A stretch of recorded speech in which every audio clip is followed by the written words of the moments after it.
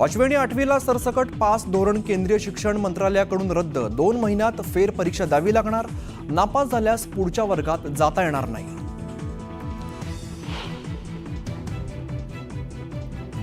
नाराज भुजबळांनी घेतली फडणवीसांची भेट। 8 ते 10 दिवसात पुन्हा भेटून मार्ग काढण्याचं फडणवीसांचं आश्वासन। तर भुजबळ महत्त्वाचे नेते, तोडगा काढू, फडणवीसांचं वक्तव्य। राहुल गांधींनी परभणीत सोमनाथ सूर्यवंशी आणि विजय वाकोडेंच्या कुटुंबियांची घेतली भेट। दलित असल्याने सोमनाथची हत्या, राहुल गांधींचा आरोप। राहुल गांधी राजकीय हेतूने परभणीत जातीजातीत भांडणं लावण्याचं काम सुरू। फडणवीसांचा राहुल गांधींवरती आरोप, तर आरोपींना सोडणार नसल्याचा इशारा।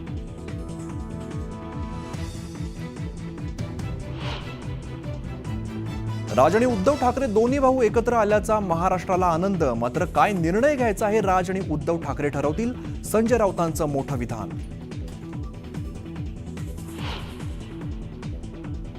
पालकमंत्रीपदावरून महायुतीत रस्सीखेच। ठाण्यासाठी भाजप, रायगडसाठी शिवसेना, तर पुण्यासाठी राष्ट्रवादी आग्रही असल्याची चर्चा। महायुतीतील नेते मिळून तोडगा काढतील, फडणवीसांची प्रतिक्रिया। दालनाच्या पाठोपाठ महायुतीच्या मंत्र्यांना बंगल्याचं वाटप। चंद्रशेखर बावनकुळेंना रामटेक, राधाकृष्ण विखेंना रॉयल स्टोन, पंकजा मुंडेंना पर्णकुटी, तर शंभूराज देसाईंना मेघदूत बंगला। प्रजासत्ताक दिनी महाराष्ट्राचा चित्ररथ नाही, महाराष्ट्रावरती अन्याय का, राऊतांचा सवाल। तर चित्ररथाला डावललं नाही, फडणवीसांकडून स्पष्टोक्ती। राज्यावरती अवकाळी पावसाचं संकट। 26-27 डिसेंबरला उत्तर महाराष्ट्रात, तर 24-25ला विदर्भात पावसाची शक्यता। पुण्यातील सतीश वाघ हत्या प्रकरणी मुख्य आरोपीला अटक। फरार आरोपीला धाराशिवमध्ये पकडलं। माजी क्रिकेटर विनोद कांबळी उपचारासाठी रुग्णालयात। भिवंडीतील रुग्णालयात कांबळींवरती उपचार। आणि समांतर सिनेमाचं युग पोरकं झालं। प्रसिद्ध दिग्दर्शक श्याम बेनेगल यांचं निधन। वयाच्या 90व्या वर्षी घेतला अखेरचा श्वास।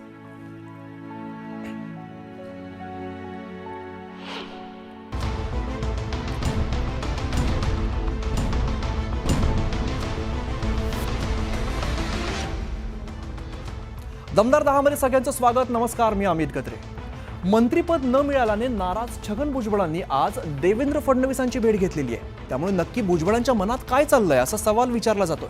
भुजबळांना केंद्रात मंत्रीपद मिळण्याची सुद्धा चर्चा आहे आणि भाजपच्या वाटेवर असल्याची सुद्धा चर्चा आहे। राज्य मंत्रिमंडळ विस्तारातून डावलल्या गेलेल्या छगन भुजबळांनी आपली नाराजी वेळोवेळी मांडली आहे। मंत्रिमंडळातून वगळण्यामागे अजित पवारच असल्याचा भुजबळांच्या टीकेचा रोख होता। भुजबळांच्या नाराजीकडे पक्ष नेतृत्वाने जाणीवपूर्वक दुर्लक्ष केल्याचं दिसून आलं।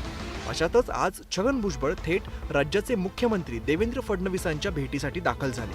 8-10 दिवसानंतर आपण पुन्हा भेटू आणि निश्चितपणे जे आहे काय ते एक चांगला मार्ग जे आहे याच्यातून निश्चितपणे आपण शोधून काढू। पण आम्ही सगळे मिळून याच्यावर तोडगा काढू आणि भुजबळ साहेबांसारखा एक नेता हा आमच्या सोबत मैदानात असला पाहिजे या दृष्टीनं त्यातनं मार्ग काढला।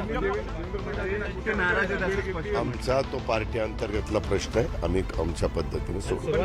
भुजबळांनी फडणवीसांची भेट घेऊन एक प्रकारे दबाव तंत्राचा वापर तर केला नाही ना, अशी ही राजकीय वर्तुळात चर्चा आहे। नाराज भुजबळ भविष्यात कोणता निर्णय घेतात याची उत्सुकता आहे। रविवारी अख्खं ठाकरे खानदान एका कौटुंबिक सोहळ्याच्या निमित्ताने एकत्र आलेलं आहे। पण या लग्न सोहळ्यातल्या राज आणि उद्धव ठाकरे यांच्या जवळकीने मनोमिलनाच्या चर्चा तर रंगायला लागलेल्या आहेत। आगामी मनपा निवडणुकीच्या तोंडावरती खरंच ठाकरे बंधू एकत्र येऊ शकतील का, यावरती आता चर्चा सुरू झाल्या। ठाकरे बंधूंच्या या कौटुंबिक आणि प्रेमळ दृश्यांनी पुन्हा एकदा त्यांच्या मनोमिलनाच्या चर्चांनी जोर धरलाय। लग्न होतं राज ठाकरे यांची बहीण जय जयवंती यांचा मुलगा यश देशपांडेंचं। विशेष म्हणजे भातचा यशच्या लग्नाला दोन्ही मामा राज आणि उद्धव ठाकरे एकाच मंडपात आले। यातून पुन्हा एकदा चर्चा रंगली ठाकरे बंधू एकत्र येण्याची। पण कौटुंबिक भेटीमुळे ठाकरेंच्या एकत्र येण्याच्या चर्चा पोकळ असल्याचा दावा शिंदेच्या शिवसेनेने केलाय। ठाकरेंच्या या भेटीवरून ते एकत्र येण्याची शक्यता संजय राऊतांनी फेटाळली आहे। राज ठाकरे साहेबांनी अनेक वेळेला त्यांना टाळी देण्याचा प्रयत्न केला, परंतु उद्धव साहेबांनी तो हात मागे घेण्याचा अनेक वेळेला प्रयत्न त्यांचा झालेला आहे। देवेंद्र फडणवीस, नरेंद्र मोदी, अमित शाह हे त्यांचे आयडॉल आहेत. आमच्या पक्षाचं तसं नाही. मुंबई मनपा निवडणूक जवळ येते आणि त्या पार्श्वभूमीवरती दोन्ही ठाकरेंनी कौटुंबिक कार्यक्रमातून दिलेला एक हेचा संदेश, यामुळे दोघा भावांमध्ये टाळीचा प्रयोग रंगणार का याची चर्चा सुरू झाली आहे. परभणीतील सोमनाथ सूर्यवंशी यांची पोलिसांनी हत्या केल्याचा गंभीर आरोप काँग्रेस नेते राहुल गांधींनी केलेला आहे. सोमनाथ दलित होता म्हणून त्याला मारल्याचं ते म्हणाले. या प्रकरणी मुख्यमंत्र्यांनी विधानसभेमध्ये खोटी माहिती दिल्याचा आरोप सुद्धा त्यांनी केला आहे. काँग्रेस नेते राहुल गांधी यांनी परभणीत सोमनाथ सूर्यवंशी यांच्या कुटुंबियांची सांत्वनपर भेट घेतली. यावेळी त्यांनी जमिनीवरती बसून त्यांच्याशी संवाद साधला. सोमनाथ यांची पोलिसांनी हत्या केल्याचा मोठा आरोप त्यांनी केलाय. 99% नहीं, ये 100% कस्टोडियल डेथ है. पुलिस ने इनकी हत्या की है. सूर्यवंशी यांच्या हत्येमागे आरएसएसची विचारधारा कारणीभूत असल्याचा सुद्धा आरोप राहुल गांधींनी केलाय. युवा को इसलिए मारा गया है क्योंकि वो दलित है और वो कॉन्स्टिट्यूशन की रक्षा कर रहा था. आरएसएस की विचारधारा कॉन्स्टिट्यूशन को खत्म करने की विचारधारा है. यावेळी बोलताना राहुल गांधी यांनी मुख्यमंत्री फडणवीसांवर सुद्धा निशाणा साधलाय. क्योंकि चीफ मिनिस्टर ने ये स्टेटमेंट दी है, इसलिए चीफ मिनिस्टर जिम्मेदार है और जिन्होंने इनको मारा है वो जिम्मेदार है. सूर्यवंशी यांच्यानंतर राहुल गांधींनी विजय वाकोडे या आंबेडकरी कार्यकर्त्यांच्या घरी सुद्धा भेट दिली. त्यांचं इथल्या हिंसाचार रोखण्यात मोठं योगदान होतं. काँग्रेस नेते राहुल गांधींनी परभणीकडे सोमनाथ सूर्यवंशी यांच्या कुटुंबियांची भेट घेतली आहे. या भेटीनंतर राहुल गांधी यांनी मुख्यमंत्री देवेंद्र फडणवीस यांच्यावरती आरोप केलेत. सूर्यवंशी यांच्या हत्येप्रकरणी फडणवीस जबाबदार असल्याचं ते म्हणाले. यानंतर भाजपाकडून सुद्धा राहुल गांधींवरती पलटवार करण्यात आलेला आहे. राहुल गांधींनी केलेल्या आरोपांवरती मुख्यमंत्री देवेंद्र फडणवीसांनी प्रत्युत्तर दिलंय. राहुल गांधी यांनी विद्वेषाचं राजकारण करावं. महाराष्ट्र सरकार संवेदनशील असून या प्रकरणी न्यायालयीन चौकशीचे आदेश दिल्याचं त्यांनी सांगितलं. राहुल गांधी या ठिकाणी केवळ राजकीय हेतून आले होते. ही केवळ राजकीय भेट होती. पोलिसांच्या मारहाणीतून मृत्यू झाला असेल तर कठोर कारवाई करू असं आश्वासन फडणवीसांनी दिलंय. चौकशीमध्ये कुठल्याही प्रकारे मारहाणीमध्ये किंवा अशा प्रकारच्या गोष्टींमुळे हा मृत्यू झालाय असं बाहेर आलं तर कोणालाही सोडलं जाणार नाही. फडणवीसांवरती टीका करणारे राहुल गांधींवर भाजप नेत्यांनी जोरदार पलटवार केलाय. राहुल गांधी म्हणजे फार बिघडलेली केस आहे. त्यांना कायदे किती करतात मला माहिती नाही. एकूणच बीड आणि परभणीतील घटनांनी राज्यात पुढचे काही दिवस वातावरण असंच गरम राहणार आहे.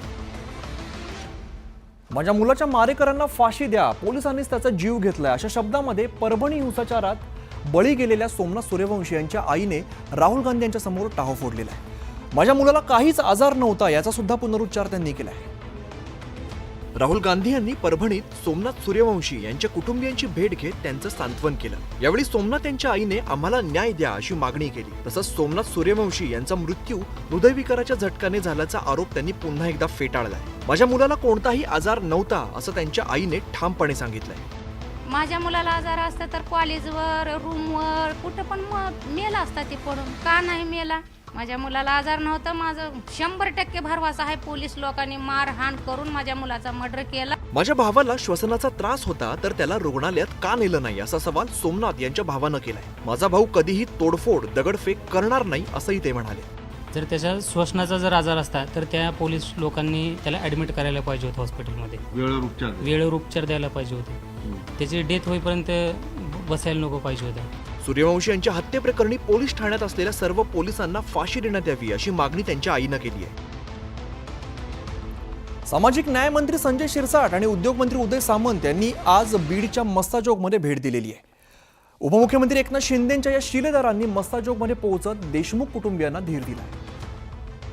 सामाजिक न्याय मंत्री संजय शिरसाट यांनी बीडमधील मस्साजोगच्या देशमुख कुटुंबियांची भेट घेत त्यांचं सांत्वन केलंय. तसंच बीड एसपींचीही भेट घेत कारवाईबाबत माहिती घेतली. या प्रकरणातील आरोपी मग तो कोणीही असो, कोणत्याही पक्षाचा असो, त्याच्यावरती कारवाई झालीच पाहिजे अशी आमची भूमिका असल्याचं ते म्हणाले. एसपीने सुद्धा मला सांगितलं की या जे काही गुन्हेगार आहेत त्यांच्या मार्गावर आम्ही आहोत. 2 ते 3 दिवसामध्ये आरोपी अटक होण्याची शक्यता नाकारता येत नाही. देशमुख यांची अमानुष हत्या करणाऱ्यांना सोडणार नाही असं आश्वासन सुद्धा त्यांनी दिलं. त्याच्या अंगावर त्याचा जखमा पाहत होतो. त्या जखमा पाहिल्यानंतर मनामध्ये असं चीड निर्माण होत होती शिरसाट यांच्यानंतर उद्योगमंत्री उदय सामंत यांनीही मस्साजोगला भेट दिली. एकनाथ शिंदेंचे 2 महत्त्वाचे संदेश घेऊन आम्ही इथं आलो असून देशमुख कुटुंबाला मदत केल्याचं त्यांनी सांगितलं. महायुतीत 3 मोठे पक्ष एकत्र आले आणि त्यांनी विधानसभेत मोठं यश मिळवलं. मंत्रिमंडळ विस्तार करताना 3ही पक्षांच्या प्रमुखांना तारेवरची कसरत करावी लागली होती. त्यावरून नाराजी सुद्धा उफाळल्याचं चित्र पाहायला मिळालं होतं. आता त्याच पालकमंत्री पदावरून वादाचा नवा अंक रंगण्याची शक्यता आहे. राज्य मंत्रिमंडळ विस्तारानंतर आता महायुतीतील पालकमंत्री पदावरून जोरदार रस्सीखेच सुरू झाली आहे. पालकमंत्री पदासाठीही जिल्ह्यात तगडी स्पर्धा सुरू असल्याचं चित्र आहे. पालकमंत्री पदाच्या या चढाओढीवरून विरोधकांनीही जोरदार निशाणा साधलाय. पालकमंत्री पदावरून सुरू असलेल्या चर्चेवरून मुख्यमंत्र्यांनी हे स्पष्टीकरण दिलंय. प्रत्येकाला वाटत असतं की आपल्या जिल्ह्यामध्ये जिथून आपण मंत्री झालेलो आहोत किंवा जिथून आपण निवडून आलेलो आहोत तिथलं प्रतिनिधित्व पालकमंत्री म्हणून करण्याची संधी मिळावी. मी इथला पालकमंत्री व्हावं का अन्य कुठल्या जिल्ह्याचं व्हावं हे मागच्या वेळेलाही माझ्या नेतृत्वाने ठरवलं, मी ते स्वीकारलं. हे सगळे जे मेळ जमला आहे, घोळ करून जमवलेला जो काही मेळ आहे, हा महाराष्ट्र लुटायसाठी आणि महाराष्ट्र बर्बाद करायसाठीचा आहे. कुठलीही रस्सीखेच पालकमंत्र्याबद्दल नाही. आता आमचे जे काही 3 पक्षाचे नेते आहेत ज्यांना आम्ही जबाबदारी दिलेली आहे ते एकत्रित बसतील, पुढच्या 2-3 दिवसात निर्णय करतील. पालकमंत्री पदावरून 3ही पक्षातील मंत्र्यांमध्ये सुरू असलेल्या सुप्त स्पर्धेच्या पार्श्वभूमीवर कुणाचं परडं जड ठरणार हे आगामी काळात स्पष्ट होईल. महायुतीत पालकमंत्री पदावरून असलेल्या वादावरून संजय राऊतांनी जोरदार टीका केलेली आहे. स्वतःच्या फायद्यासाठी पालकमंत्री पदावरून वाद सुरू असून मलिदा खाण्यासाठी चढाओढ सुरू असल्याचा टोला त्यांनी लगावलाय. आपापल्या लोकांना मंत्रीपद, मलईदार खाती मिळावीत, आपला आणि पक्षाचा आर्थिक गल्ला भरावा म्हणून हे एकत्र येऊन सरकार स्थापन करतात. म्हणून जागा वाटपापासून ते पालकमंत्री पदापर्यंत त्यांच्यात रस्सीखेच सुरू असल्याचं बघायला मिळतं. असा हल्लाबोल ठाकरे गटाचे खासदार संजय राऊत यांनी सरकारवर केलाय. आपापल्या लोकांना पदं मिळावीत, मलईदार खाती मिळावीत, आपला आर्थिक गल्ला पक्षाचा किंवा स्वतःचा भरावा म्हणून एकत्र येऊन हे सरकार स्थापन करतात. बीडचं पालकमंत्री पद मिळाल्याने सरपंच संतोष देशमुख यांना न्याय मिळणार आहे का असा सवाल राऊतांनी केलाय. तर गडचिरोलीच्या पालकमंत्री पदावरून सुद्धा त्यांनी जोरदार टीका केली आहे. बीडचं पालकमंत्रीपद मुंड्यांना मिळाले एखादं कोणत्याही, तर संतोष देशमुखला न्याय मिळणार आहे का? राज्यात सर्वसामान्यांचे अनेक प्रश्न आहेत, ते पालकमंत्री पद मिळाल्याने सुटणार आहेत का असा सवाल राऊतांनी केलाय. ख्रिसमस आला की बच्चे कंपनी सांताक्लॉजच्या वेशामध्ये धमाल मस्ती करत असतात. पण मुलांच्या सांताक्लॉज बनवण्याला मंत्री नितेश राणेंनी आक्षेप घेतलेला आहे. मुलांना सांता नाही तर संत बनवा असं म्हणत त्यांनी नव्या वादाला तोंड फोडलंय. सध्या सगळीकडे ख्रिसमसची धूम आहे. ख्रिसमसच्या काळात कॉन्व्हेंट शाळांमध्ये तर ख्रिसमस मोठ्या जल्लोषात साजरा केला जातो. लहान लहान मुलांना सांताक्लॉज बनवलं जातं. पण हीच गोष्ट मंत्री नितेश राणे यांना खटकतीये. त्यांनी मुलांना सांता नाही तर संत बनवा अशी पोस्ट करत नव्या वादाला तोंड फोडलंय. आपल्या मुलांना सांता नाही तर संत बनवा, एक जागृत संस्कृतीशी एकनिष्ठ हिंदू, सकल हिंदू समाज अशा आशयाची पोस्ट त्यांनी एक्सवरती केली आहे. त्यानंतर त्यांना ट्रोलिंगलाही सामोरं जावं लागलं. अनेकांनी त्यांच्या पोस्टवरती टीका करणाऱ्या कमेंट करत त्यांच्या भूमिकेला विरोध दर्शवला. संविधानाप्रमाणे काम करेल असं शपथ घेणारे लोक या पद्धतीने वागतायत. यांनी असं कुणाला म्हटलं नाही की तुम्ही सायंटिस्ट व्हा, बरोबर धर्मावर बोट ठेवण्याचं काम केलं. नितेश राणेंनी सांता नाही तर संत बनवा असं म्हणत नव्या वादाला तोंड फोडलंय. त्यामुळे आता पुन्हा एकदा या मुद्द्यावरून राजकारण तापण्याची शक्यता आहे. इयत्ता 5वी आणि 8वीच्या परीक्षेत अनुत्तीर्ण होणाऱ्या विद्यार्थ्यांना यापुढे पुढच्या वर्गात ढकलण्यात येणार नाहीये. केंद्र सरकारने सोमवारी नो डिटेन्शन पॉलिसी संपवलेली आहे. त्यामुळे आता 5वी ते 8वीच्या वार्षिक परीक्षेत नापास होणाऱ्या विद्यार्थ्यांना नापासच करण्यात येणार आहे.